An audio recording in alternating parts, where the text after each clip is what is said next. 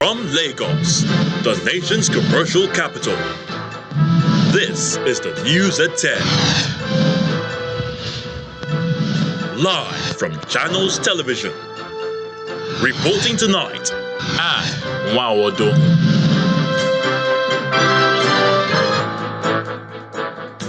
Hello and welcome. Tonight, uproar in the Senate as some senators protest the entry of the chairman of the Federal Inland Revenue Service, Zak Adedeji, which was not outlined in the day's order paper.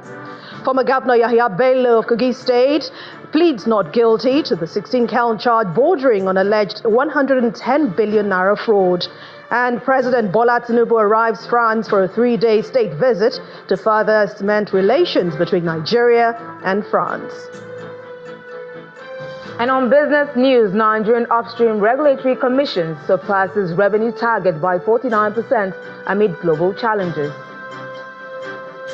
On sports news tonight, former African champions Ayimba International begin their campaign in the Confederation Cup with a 2-0 loss to Egypt's Al Masry.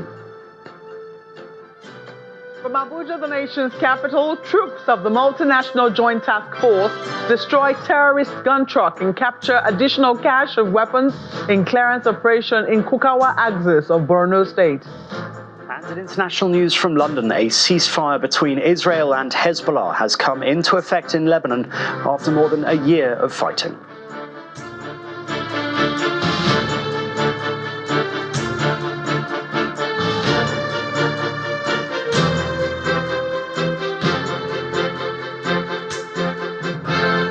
There was slight drama today in the upper chamber of the National Assembly as some senators protested the entry of the chairman of the Federal Inland Revenue Service, the Director General of the Budget Office, and some consultants into the chamber over the tax reform bills. The Senate leader, Senator Kweyemi Abamidele, had moved a motion for the suspension of plenary under Order 12 to allow the team into the chamber when the outburst ensued. Senator Abdul Ningi from Bauchi Central and Senator Aline Dume from Borno raised objections over the Senate's decision to suspend the business of the day over the controversial tax reform bill in spite of its validity. Our National Assembly correspondent Gloria Umezoke reports. What began as a routine plenary session in the Senate quickly spiraled into a tense and dramatic affair barely an hour after lawmakers had settled for the business of the day. The session, initially scheduled to address items listed on the order paper, took an unexpected turn when the Deputy Senate President, Senator Barau Jibrin, made an announcement to suspend its rules. In conjunction with the leadership, decided to invite the chairman of FRRS and experts in tax laws to come down here to brief us about the tax bill. Let consultants tell us what is there. Let the crafters of the bill, that is FRS, tell us about the bill. We want to make it as open as possible. The move sparked immediate protests from some senators who raised strong objections. I don't see anywhere whereby the senators should allow these people to come here and make the kind of interactions they so want. Committees of the Senate and Appropriation can invite for the interaction of this manner, but not the Senate in session. Visibly agitated, another senator reacted with an outburst. We should not in any way try to use the position of the Senate, because the order paper is clear and we have been doing this. I have no problem having them to come here and explain whatever. We have been doing that, but we follow known procedures. It is not a matter that you just come and tell us after we are doing business of the day. Mr. President, you can have your way, but I will have my say. Please, I beg you in the name of God, in the name of God, this matter is very, very important to not only us, but Nigerians that we represent. And we swear by Bible and Holy Quran that will represent the interests of the people And that you have made your point. Can I respond to you? You can rule me out of order. Let me respond. Let me respond to you, please. We are not here for rhetoric. We are acting on fact. Excuse me. Order, please. The Senate shall, by resolution, regulate its procedure. This is what we have just done. This is the resolution that was just passed. You needed to have known what we have done. I therefore rule you out of order. At the height of the disagreement, the aggrieved senators attempted a walkout in protest, but rescinded their decision after interventions. Minutes after, Senator Ali Ndume demanded an apology from the Deputy Senate President. You called what I just mentioned on the point of order that I raised. You sitting there to say it's rhetorics. I think it's very unfortunate and you should apologize. I don't think the word rhetorics is a negative word. It's not an offense. Nobody used that against you. In the context it was used, it wasn't used against you. It was a general statement. I therefore rule out of order. The presidential team were then given the floor. Nigeria is taxing its poorest people. We are taxing poverty. And it's not showing our tax collection because we have more than 60 official taxes and levies. Unofficially, those taxes and levies are more than 200. We believe it's time to address that problem. If we do not do these reforms now, then when should we do it? At the end of the explanations, the lawmakers declined to ask questions. The Senate has decided to invite the tax reform team on Thursday to further engage with prepared questions to clarify aspects of the reforms before a final resolution is taken. From the National Assembly, Gloria Umezoke, Channels Television News. Well, it was a calmer situation at the House of Representatives, where the lawmakers have passed the medium-term expenditure framework and fiscal strategy paper for the years 2025 to 2027. In passing the document, the House adopted the recommendations of the Committees on Finance and National Planning and Economic Development, one of which mandates relevant committees to investigate reports from the Revenue Mobilization, Allocation and Fiscal Responsibility Commission, alleging that the NNPC withheld 8.4 trillion naira as claimed subsidies for petrol. Our National Assembly correspondent Terry Ikumi reports. What we are doing today is the Deputy Speaker of the House chairs the Committee of Supply as members settle down for the consideration of the report on the all-important medium-term expenditure framework and fiscal strategy paper 2025 to 2027. The report proposes projected oil benchmark prices at $75, $76.2, and $75.3 per barrel for 2025, 2026, and 2027 respectively, as well as domestic crude oil production pegged at 2.06, 2.10, and 2.35 for subsequent years of 2025, 2026, and 2027 respectively. Inflation rate is projected at 15.75%, 14.21% and 10.04% for 2025, 2026 and 2027. Putting this very ambitious target of 2.06 and 2.35, we are not likely to achieve it. And if we don't achieve it, we know that we are tightening our belt because we're already projecting that we are going to sell 2.06. And if we sell lower than that, we get lesser fund. When you have projections, it's not certainty. And to get to this projection level, the operators of the NUPRC gave us the details. As of today, they are above 1.8, they are closer to 2 million. The projection for 2025 is about 2 months away. That's where I'm going to.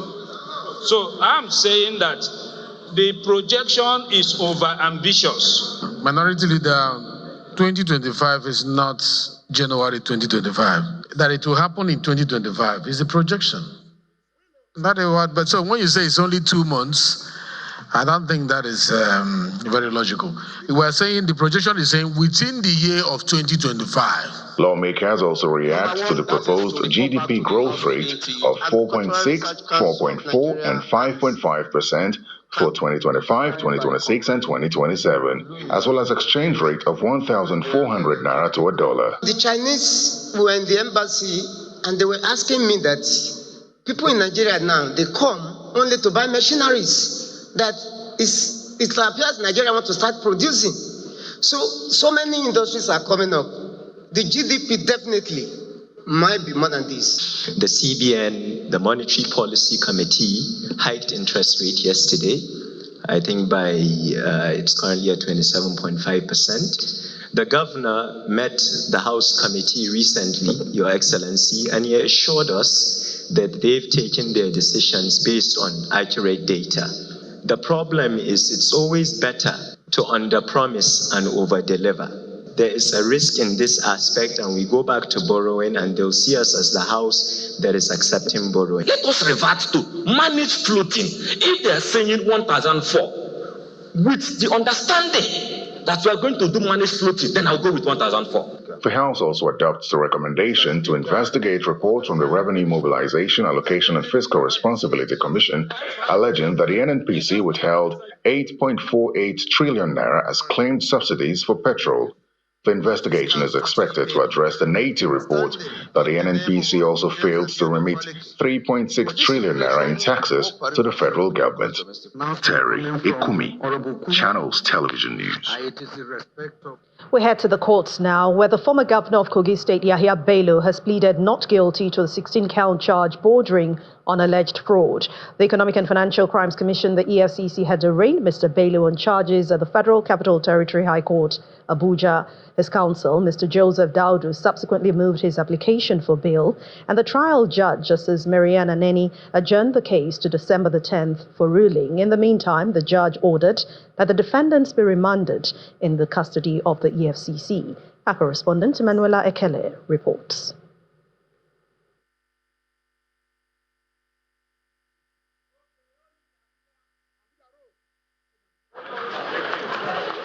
The immediate past governor of Kogi State, Mr. Yahaya Bello, arrived at the Federal Capital Territory High Court for his arraignment on a suit instituted by the Economic and Financial Crimes Commission on alleged fraud.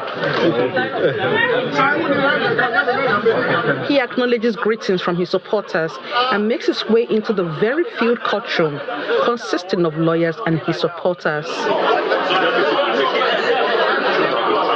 However, the case could not proceed as the trial judge, Justice Mariana Aneni, asked for order in the courtroom before proceeding. She left the room for order to be restored. Eventually, order was restored and the judge commenced the case. The former governor is arraigned with two other suspects, and when the charges were read to them, they pleaded not guilty.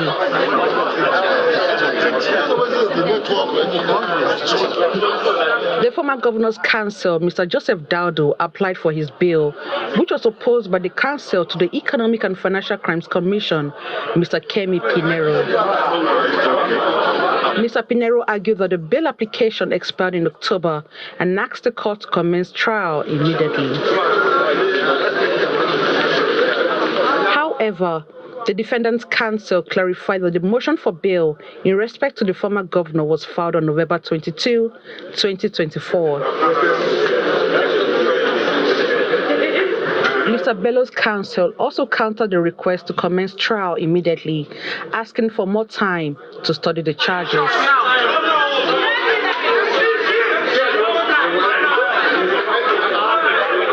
Justice Aneni adjourned ruling on the bail application to December 10 and directed that the three defendants should remain in EFCC custody. Emanuela Ekele, Channels Television News. Staying with the court, Justice James Omotosho of the Federal High Court Abuja has nullified Section 210B of the National Broadcasting Code 6th edition, which requires broadcasters to pay 2.5% of their gross annual income as an annual operating levy. The judgment followed a suit filed by MultiChoice Nigeria Limited and Details Nigeria Limited, GoTV, against the National Broadcasting Commission, the NBC. Delivering judgments, Justice Omotosho ordered that the provision be struck down and replaced with net annual income instead of existing gross annual income. The judge emphasized that the annual operating levy charged by the NBC is a form of tax imposed on broadcasters. The court also barred the National Broadcasting Commission from demanding the plaintiff VAT remittance, FIRS reports, bank statements, audit adjustment journals, trial balances, and general ledgers for the purpose of computing the plaintiff's annual income other than annual audited accounts of the companies as stipulated by the NBC Code. In part two, after the break, President Bola Tinubu arrives France for a 3-day state visit to further cement relations between Nigeria and France. Please join us again.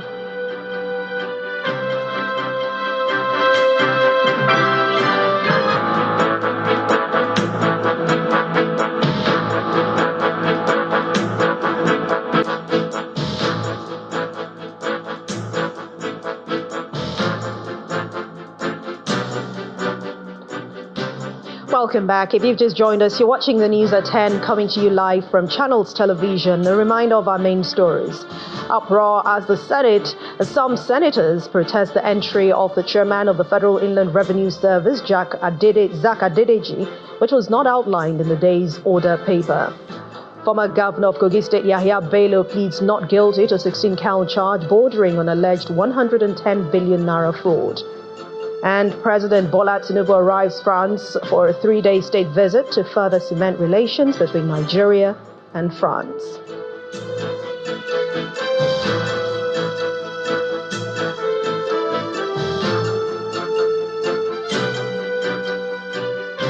The governor of Imo State, Hope Uzodinma, has emphasized the importance of journalists adhering to the highest standards of accuracy, fairness, and accountability, just as he asked them to enhance their skills in media literacy, fact-checking, and the responsible use of social media platforms. Governor Uzodinma gave this advice at the 8th Perennial Delegate Conference of the Nigeria Union of Journalists, NUJ, in Owerri, the Imo State capital. Our correspondent, Eyitope Kuteyi, reports.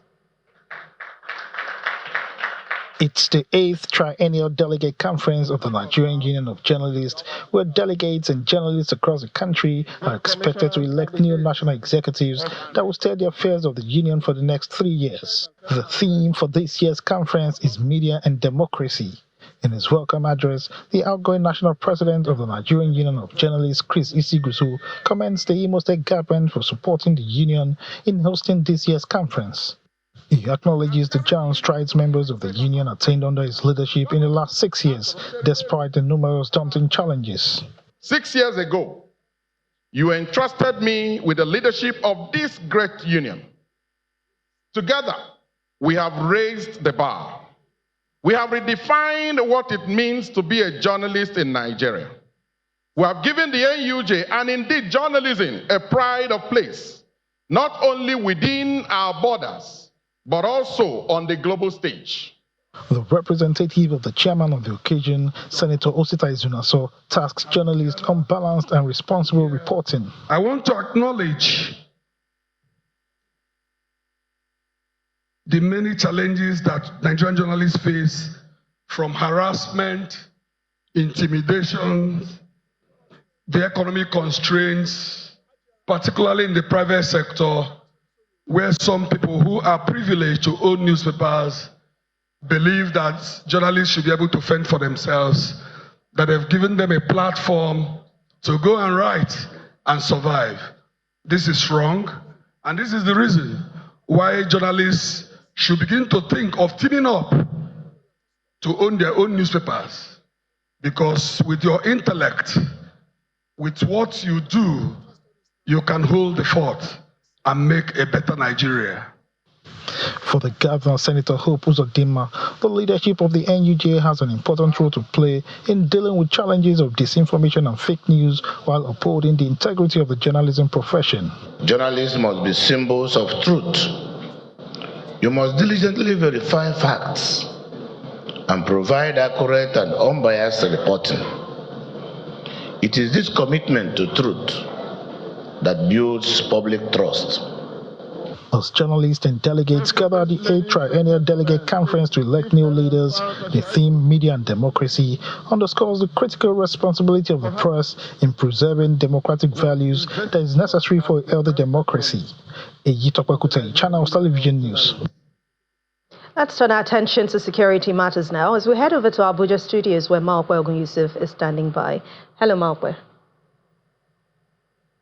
Hello, Anne. Well, we'll start off with an update of the battle against insurgents in the northeast of the country as the air component of Operation Hadinkai has repelled terrorist attacks on Nigerian troops, killing insurgents and destroying their gun truck in the process in Borno State. A statement issued by the Director of Public Relations and Information Headquarters, Nigerian Air Force, Air Commodore Olushola Akimboyewa, says that 2 airstrikes carried out in 2 related operations on November the 25th this year dealt a devastating blow to terrorists in Kukawa, Borno State. Air Commodore Akimboyewa explains that the fighter jets in the first wave of the attack destroyed a gun truck and neutralized several fighters, while the second was to provide close air support to repel an attack on ground troops. He adds that the first operation followed credible intelligence on the location of a terrorist gun truck approximately 5 kilometers west of Kukawa. Meanwhile, former military head of state, General Yakubu Gowon, has expressed concern over the state of insecurity in northern Nigeria, describing it as a threat to the country's stability and progress. General Gowon stated this when he received members of the League of Northern Democrats, led by former Kano State Governor Ibrahim Shekarau, here in Abuja. Addressing the delegation, the elder statesman stressed the need for the northern region to remain united in supporting national interests given its size and population. All these differences are beautiful in a way if we can be able to meet together and try to really resolve all our various problems. Now, that's the reason why, for example, today I feel very sad with the sort of thing that is happening in various parts of the country, especially in the north.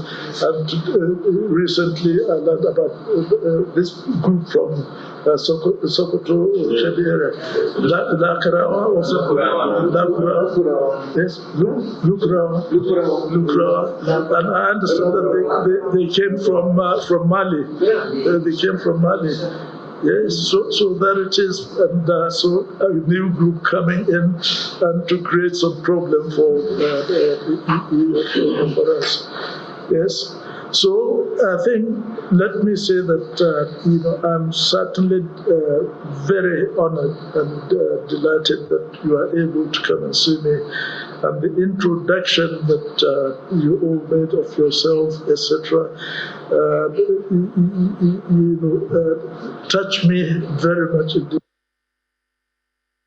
Former military head of state, General Yakubu Gowon, well, staying with security, but this time in the Niger Delta, days after the vandalization of a flow station belonging to Chevron Nigeria Limited in the DB Olero Abitaye oil field in Delta State, leaders of the community have condemned the incident in strong terms.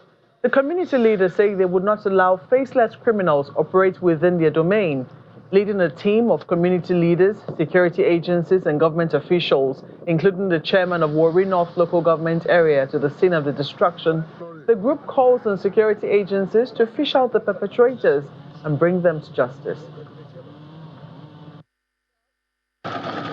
This is the scene of the blast, as you can see. I felt very pained,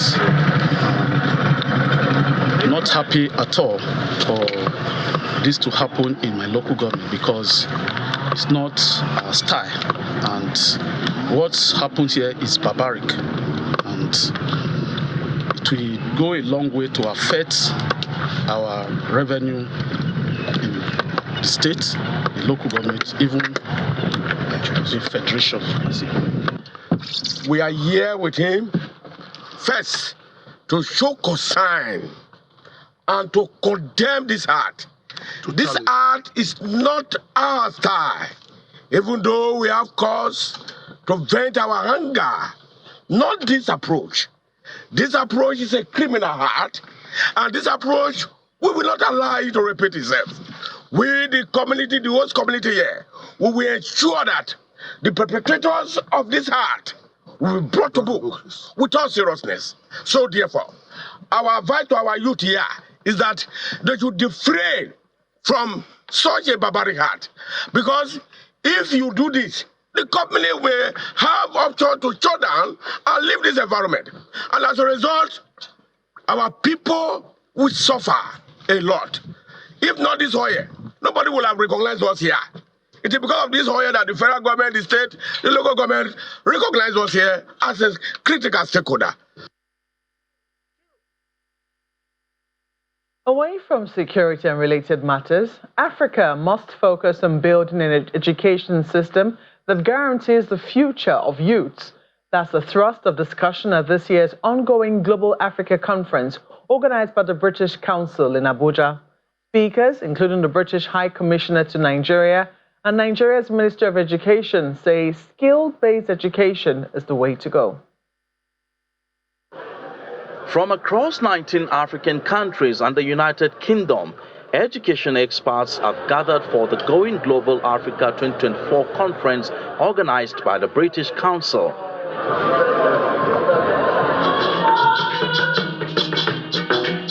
A warm welcome is given to the guests.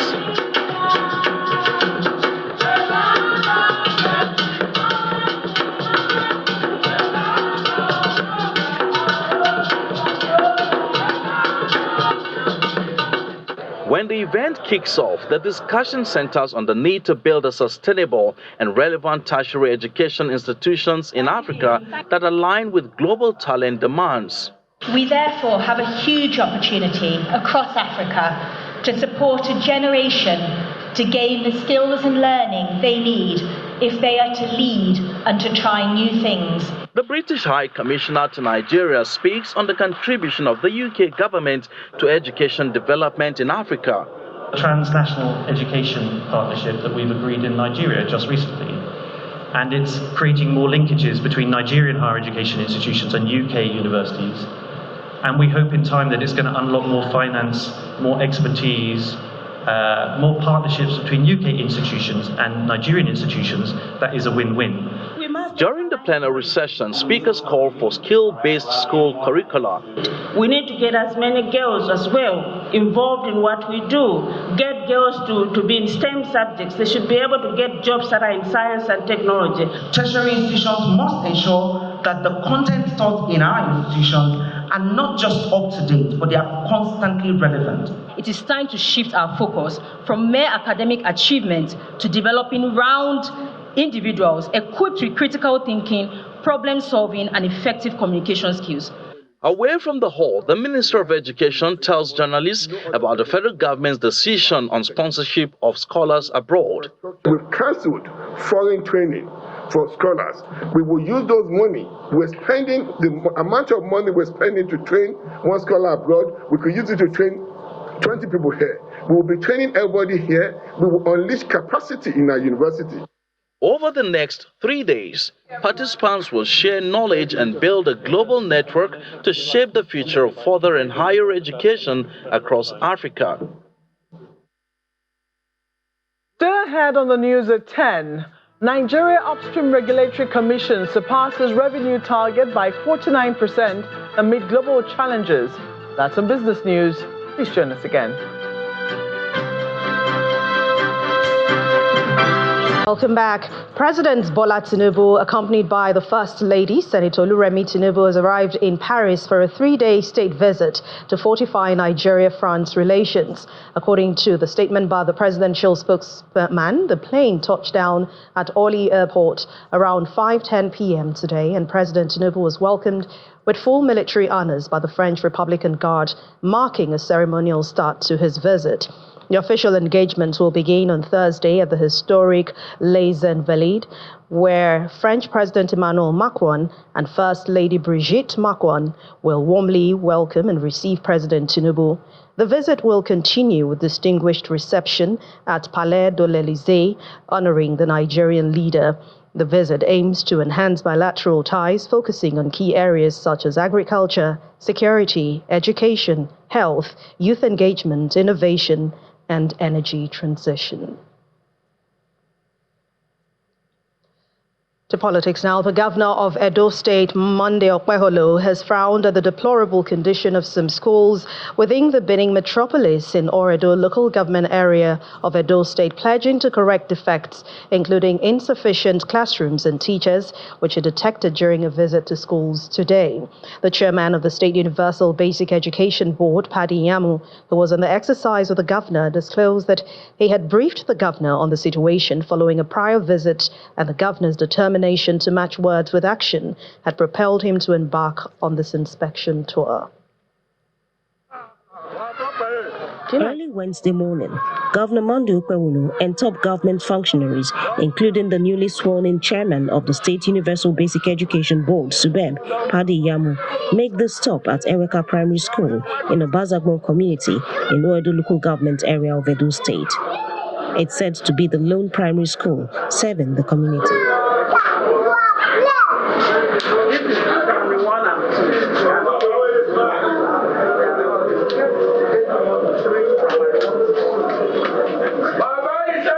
Only one of the school's buildings is in use. Its condition, however, seems to leave much to be desired. The headmaster claims they've had to endure the challenge for years, in spite of many appeals to relevant authorities in the past. Before resumption, I received a call that I should come to this school, that they are coming to make a repair, so that the community should vacate this building and make sure that they have provide the space. So the community comply. They give a town hall, so that by the time the school is built by the government, then people can come back to the permanent site. Up till now, nothing has been done. The state government finds the situation worrisome. What we met on ground was quite appalling. This is the only government school in this community. And sadly, the Coral City, they said their building is just close to this place. But no infrastructure, no learning materials. The classrooms are not habitable. So that's why we came here, and His Excellency immediately said he was going to come here this morning, and work has to begin so that every Edo child can have access to quality education. Governor Okpeholo is quick to take steps to make the necessary changes. This is Edo best. And for me, this is not acceptable. We will fix this school. This school must be fenced. And by Friday next week, I want to come here again to see that work is going on. The next stop for the governor and his team is Uroma Primary School, Amagba. The painted exterior belies the dilapidated condition of the structures within the fenced school compound. Amagba community has just one secondary school, but it's said to have been long abandoned. There's no secondary school in Amagba from here to Taple Road. There's no secondary school. So here is Amagba Secondary School. Why is it not in use? They are not built it. The situation is not much different at Uyosa Primary School, Uzebu, also in Oedo local government area. We are not happy about it. And how do they don't have this primary 1 and 2 do not have the same syllabus? So how do you teach them in one class? Yeah. So what they do, when the teacher want to teach for primary 1, he will carry the TC and teach primary 1. They share the board. So what would the students be doing while they are teaching primary 1? The other class will hold on because they are using one board. No. Governor Okpeholo makes more promises, especially in the area of keeping the pupils and schools secure. Children are ready to learn. They are happy. They want to learn, but there's no conducive atmosphere for them to learn. We are here, we are bringing the whole back and we'll review this school. Then we will employ security guard for this school. We want to make this place a modern school. And that is going to be Edo best. The governor also assures the people that these interventions will be handled speedily in order for the government to fulfill its various campaign promises regarding development in the education sector. Jessica Olugusere, Channels Television News. itel, a global leading smart life brand, has unveiled its latest flagship smartphone series, the itel S25 Ultra, positioning itself as a strong contender in the competitive smartphone market. The smartphone makers say its new series stands out by combining affordability with standout features, offering premium technology at a price point which is significantly lower than most phones in its category. The launch event is a celebration of milestones and achievement, showcasing ITEL's journey with its loyal customers, partners, and friends. The evening sets the stage for the grand unveiling of the ITEL S25 Ultra, a smartphone that redefines value with its combination of high-end features and affordability. In the past 18 years, we have expanded to over 70 countries. Zimbabwe, Mozambique, Nigeria. Ladies and gentlemen, this is possible because we have you. Thank you so much for being with us and staying with us this far. The ITEL S25 Ultra is tough, slim, and durable, which offers improved scratch and drop resistance. Can your phone ever? Never ever. Can your phone ever? It's even taking me online to Google to go and check what's wrong with my hand. Oh my goodness. The ITEL S25 can withstand up to 25,000 times 4. ITEL Smart Life is also expanding its ecosystem, introducing a range of smart gadgets and essentials designed to enhance everyday living. The phone combines affordability with special features and offerings. You were here during the event and you saw how affordable the phone is and how sophisticated the phone is. And, you know, it matches what MTN preaches about. So that's why we deemed it fit to actually partner with ITEL to bundle MTN data so that when customers purchase this phone, they can start enjoying MTN data from day one without actually buying data. It comes with an 18-watt fast charge. It's also very, very slim and very, very super sleek. The phone is made for everyone and it's very, very affordable based on the features that the phone comes with. Compared to other products in the market, and there's other competitors in every feature and price. Today, everybody is talking about digital transformative technologies. We have already pre-installed GPT AI into these devices. That you find that you can have an AI wallpaper as AI features in this device. With the launch of this new series, ITEL management say they're reaffirming their place as a brand that understands and caters to the needs of their customers.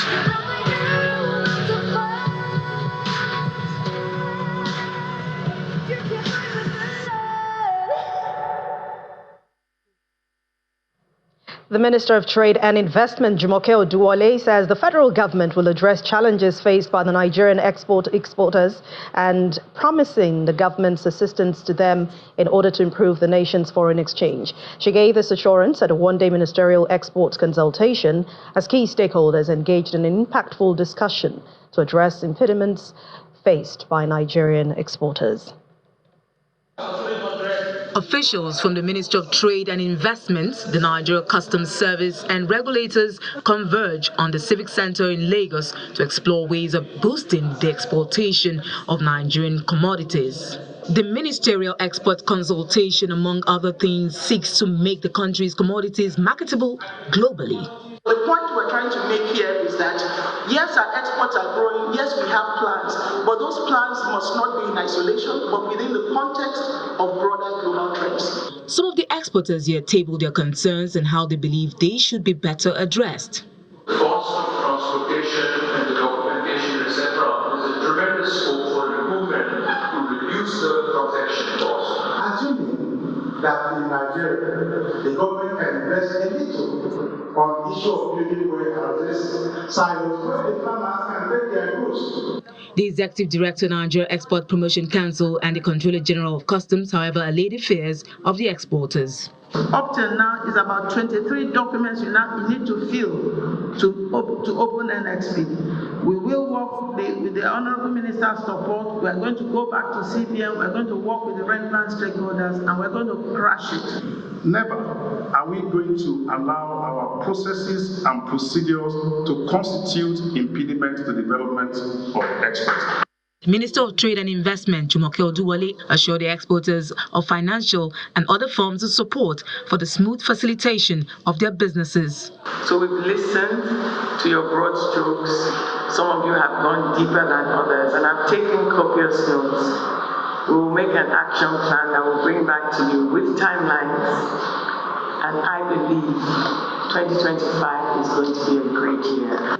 This one-day consultation aims to address emerging issues in the export environment and provide a roadmap for boosting trade levels with other countries, thereby diversifying Nigeria's revenue base for sustainable economic growth. We delve into the energy sector now as Will Ibang is ready to take us through the world of business. Banking so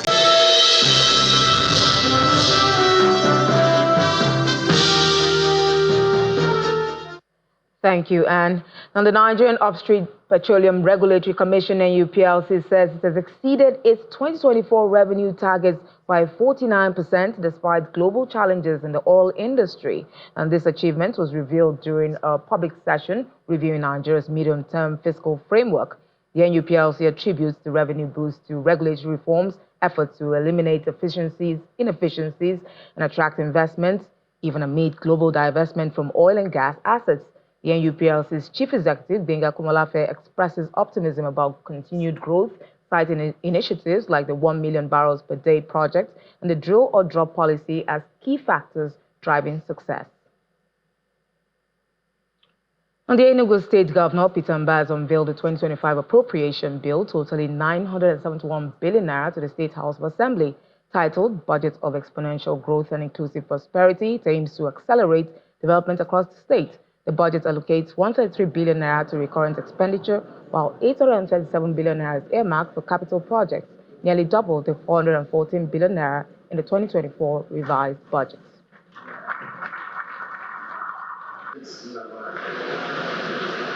We are proposing to the House of Assembly today a budget with a total envelope of 971 billion 84 million.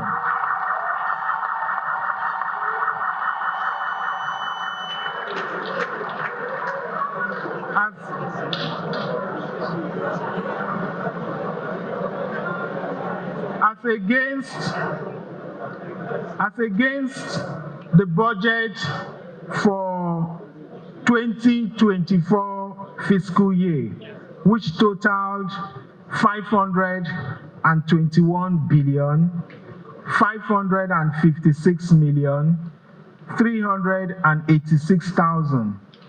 This represents an 86.4% increase from the 2024 reordered budget.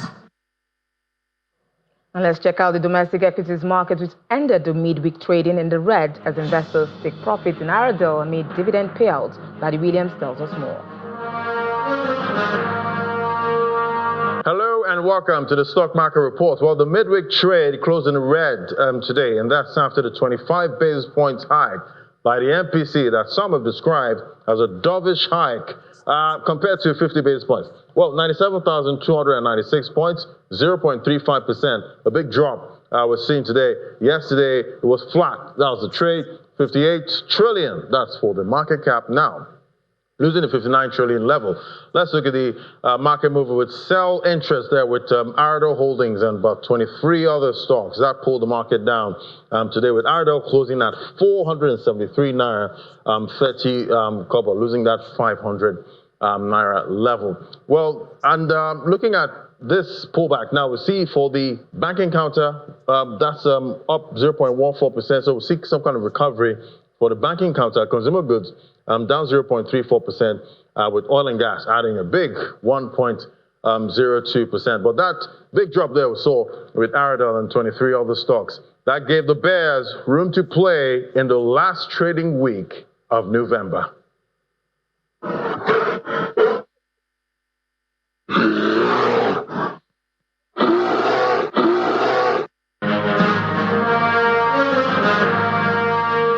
Let's get a snapshot of other. Thank you, Will. Let's now join Simon Puse with other international news and around the world in 5. Good evening and welcome to the channel's studios here in London with your international news around the world in 5. A ceasefire between Israel and Hezbollah has come into effect in Lebanon after more than a year of fighting.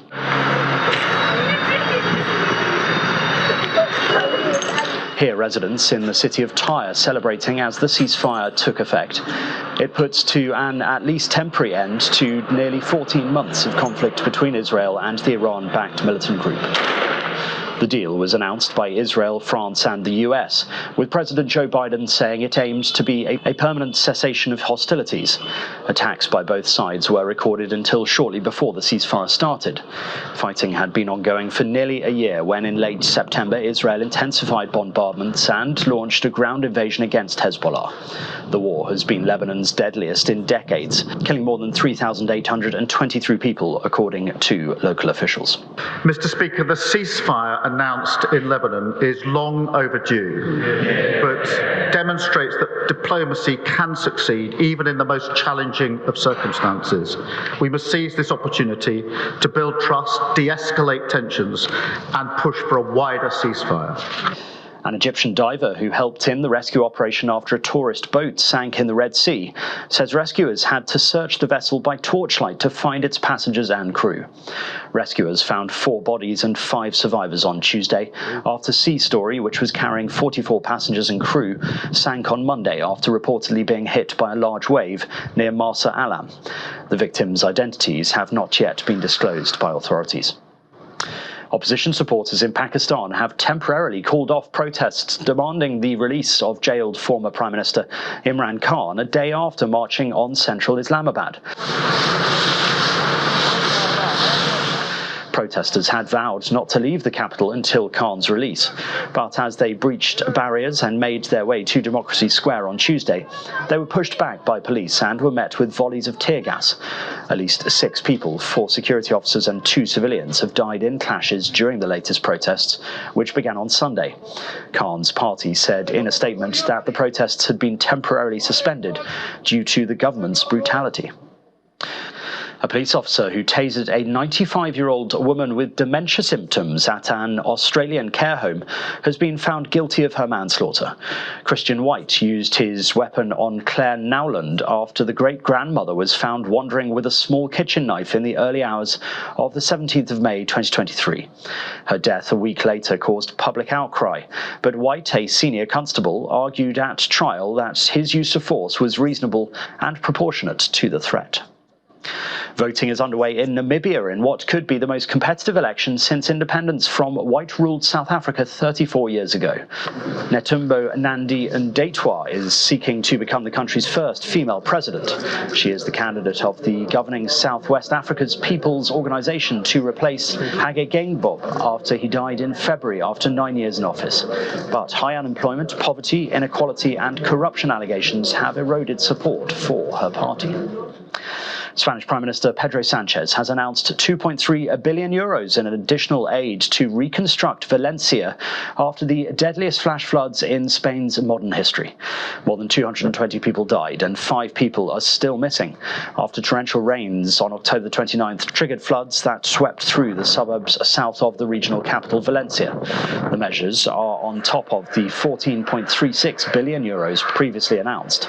Sanchez defended the action from Spanish government during the handling of the flood crisis, adding they will keep supporting the affected areas until they completely recover their normality.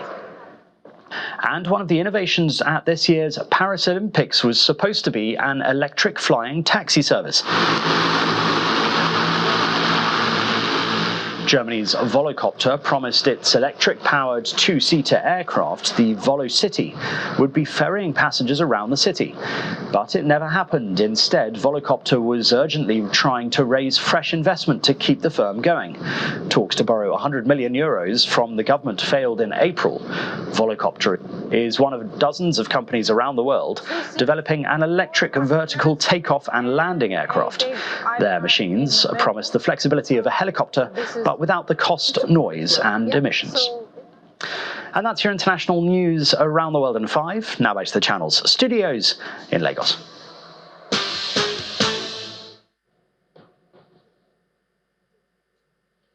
Thanks, Simon, and welcome to Sports News. Nigeria's representative in the CAF Confederation Cup, Yembra International, began their campaign with a defeat to Al Masry in Egypt. The former African champions were second best throughout the game. Mahmoud Hamada's brace was enough to seal 3 points for the Egyptians and ensued a comfortable 2-0 win for Al Masry. And Tottenham manager Ange Postecoglou has been easing fears over the requirements of Fraser Forster now that Guglielmo Vicario is set for some absence due to injury after 18 months of playing under Ange Postecoglou. Forster likely has a strong understanding of the system to be able to play passes in their build-up shape. And that's sports. I'm Kelly. It's back to Anne. Thank you, Kelly. And the main news again. There was mild drama in the Senate today as some lawmakers protested the entry of the chairman of FIRS, Zak Adedeji, which was not outlined in the day's order paper. That's the news at 10 tonight. Thank you so much for watching. I'm Anne Nwawadu. Good night.